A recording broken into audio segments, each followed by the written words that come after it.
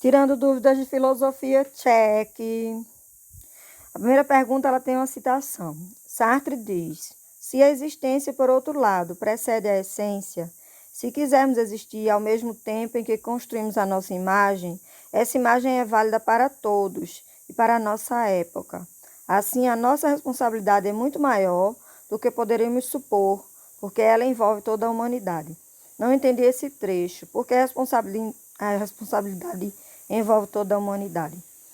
Eu acho que ele coloca aí nesse momento que a cada ato meu, eu mudo o universo que está ao meu redor. A cada postura minha, eu influencio as pessoas que estão ao meu redor. E como consequência, eu influencio a humanidade. Eu sou só um, mas eu sou o um que pode causar a mudança. Ele fala sobre o sujeito histórico na construção da humanidade. Essa que é a questão aí, entende? Quando ele fala de um, se você muda, se você age diferente, outros vão agir a partir da sua ação, seja contrária ou a favor da sua ação. E nesse sentido você altera, sim, a realidade ao seu redor e, como consequência, a humanidade. Mesmo a gente achando que a gente é pequenininho, a gente tem uma grande influência. Achei diferente Comte e Spinoza, relacionam com a natureza, mas Comte tem uma visão dura de que o homem já é determinado por uma natureza, e Spinoza, como parte das leis naturais, onde quem vive em equilíbrio é livre, os mesmos falam sobre uma natureza diferente, exato. Enquanto que para Comte, essa natureza ela é uma natureza materialista, ela não é uma natureza que leva em consideração o metafísico, a divindade, a religiosidade. O Spinoza, ele leva em consideração que a natureza é Deus, né? Então, se a natureza é Deus, isso implica em outras circunstâncias, em como eu ajo diante da minha natureza, dessa natureza ao meu redor, e de como essa natureza ao meu redor me permite agir, né? É que é aí que ele coloca que essa determinação, ela não abdica da liberdade. Se eu vivo em equilíbrio com essa natureza que é Deus, eu tenho sim liberdade. Já a natureza para Comte é uma natureza materialista. Não leva em consideração o metafísico, a religião. Não leva em consideração a espiritualidade. Compreende? O que é determinismo social? Ele disse que pesquisou, mas não entendeu.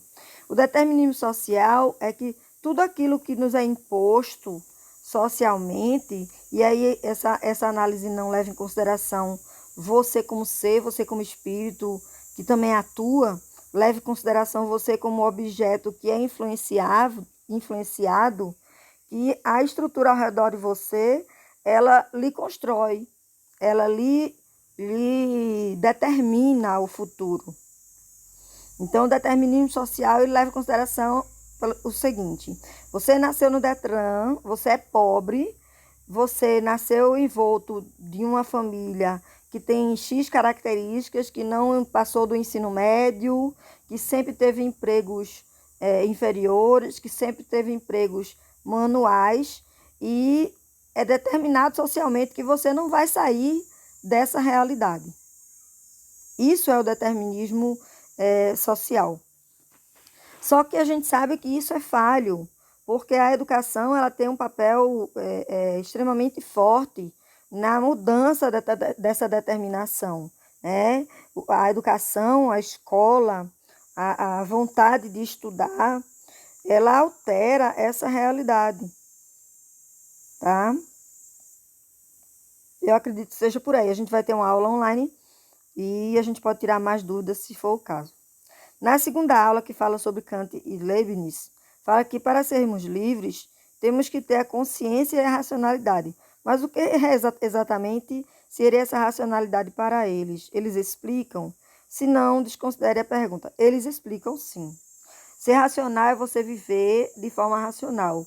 É você, tudo que passa com você, tudo que acontece com você, você analisar racionalmente antes de agir. É você não agir com o emocional, é você agir com o pensamento, com a mente.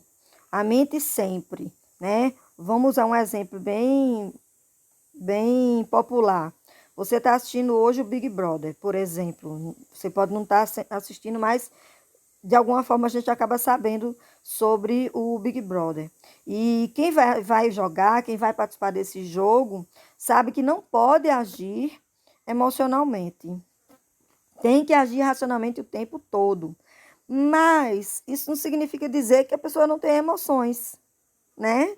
Então, de repente, você vê o personagem X está lá dentro, que começa a chorar, e aí você faz assim, isso aí é para ganhar voto. É claro que é. A pessoa está ali no jogo. Toda a ação que a pessoa está ali vivenciando, atuando, ela tem que ser racional. Se ela não for racional, a pessoa não é um bom jogador.